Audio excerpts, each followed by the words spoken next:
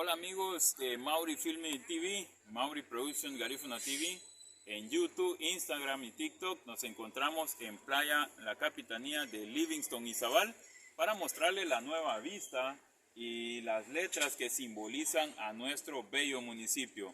Cuando visite Livingston, no dude en pasar la Capitanía y visitar todos los lugares hermosos. Por esa misma razón compartimos enlaces en vivo con ustedes, programaciones en vivo y en directo de todos los lugares que usted puede visitar en Livingston, Izabal. Visite Mauri Filming TV en digital, visite Mauri Filming Garifuna TV, programación diferente que nosotros tenemos para ustedes y estamos totalmente agradecidos que siempre nos acompañen. Vea este hermoso lugar, la Buga Livingston, conocido así, y de esta misma forma pues estamos para poder mostrarle este bello municipio. Vean estas nuevas letras que simbolizan y caracterizan nuestro bello municipio. Así que visítenos en TikTok, Instagram, YouTube, Facebook Live, Playa La Capitanía, con dedicación en especial para todas aquellas personas que les gustan nuestras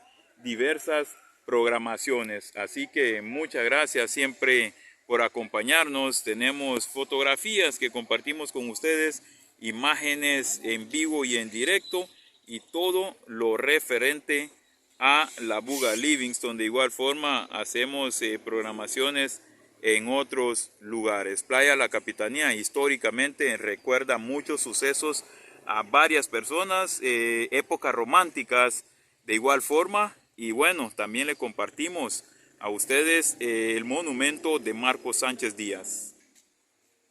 Así que ahí está el monumento de Marcos Sánchez Díaz, históricamente el fundador de Livingston, Izabal. Este monumento lo puede visitar acá mismo en barrio La Capitanía, Mamani en idioma garífuna. Se dice Mamani en idioma garífuna, que también tiene parte de su historia. Así que le mostramos este monumento alusivo al fundador de Livingston, Izabal. Así que para Mauri Filming TV, Elmer Mauricio Enríquez, muchas gracias.